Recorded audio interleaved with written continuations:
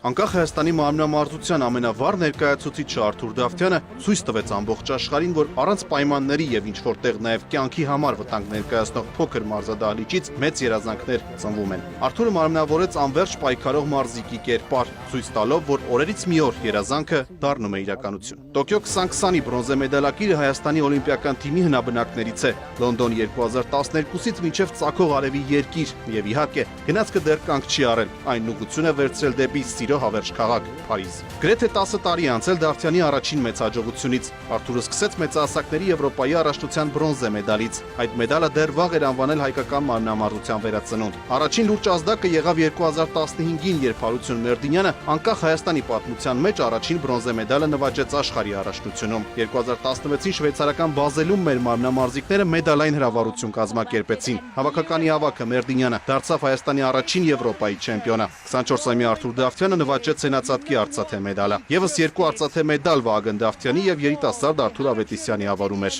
Ռիոյի օլիմպիական խաղերում Արթուրը չկարողացավ անցնել եզրափակիչ, կոտրվել կամ հանձնվել երբեք։ Եթե օղակների վարժության եւ նժույգ թափերի համար անհրաժեշտ պայմաններ մեր մարզադպրոցում ինչ-որ չափով կար, ապա հենացածքի համար անգամ անվտանգ փոշ չկար։ 2019-ին Մինսկում կայացած եվրոպական խաղերի ժամանակ Դավթյանը երկու անգամ ստիպեց մարզադահլիճին պայթել հիացմունքից։ Երկու անթերի ցածկը ոսկե մեդալ ապահովեց Արթուր Դավթյանի համար։ Հաջորդ կանգառը օլիմպիական խաղերն էին, բայց COVID-ն իր պլաններն ուներ եւ այդքան մոտ թվացող մեդալը կամաց հեռվանում էր։ Կորոնավիրուսից աստիճանաբար արթնացող սպորտային կյանքը մարմնամարզիկներին հավաքեց Բազելում, որտեղ ընթանում էր Եվրոպայի առաջնությունը։ Արթուր Դավթյանը այստեղ անակնկալի բերեց բոլորին, ապրիլի 24-ին չեմպիոն հռչակվելով, ոչ թե իր գործիքից, հենացածքից, այլ նժույգ թափերից։ Հաջորդ տարի տեղափոխված օլիմպիական խաղերում Դավթյանի սպասելիքները միայն ու միայն մեդալային էին։ Դա էլ արդարացրեց։ Շատ քիչ զիջելով օլիմպիական չեմպիոնին եւ փոխչեմպիոնին, Դավթյանը դարձավ անկախ Հայաստանի օլիմպիական առաջին մեդալակիրը։ Խաղերից հետո նոր շունչ ստացած Դավթյանը դարձավ աշխարհի գավաթակիր։ 2022-ի Մյունխենյան Եվրոպայի առաջնությունը կրկին պատմական էր Հայաստանի հավաքականի համար։ Եվրոպայի չեմպիոն դարձավ շարք վերադարձած Հարություն Մերդինյանը, իսկ Դավթյանը դարձավ փոխչեմպիոն։ Թիմը շարունակեց նախապատրաստվել Լիվերպուլում կայանալիք աշխարհի առաջնությանը, որը ոչ պակաս պատմական եղավ։ Հարություն Մերդինյանը 7 տարվա դադարից հետո կրկին նվաճեց բրոնզե մեդալ։ Դե իսկ Արթուր Դավթյանի ցածկերի մասին խոսելն ավելորդ է։ Դրանք պարզապես պետք է վայելել։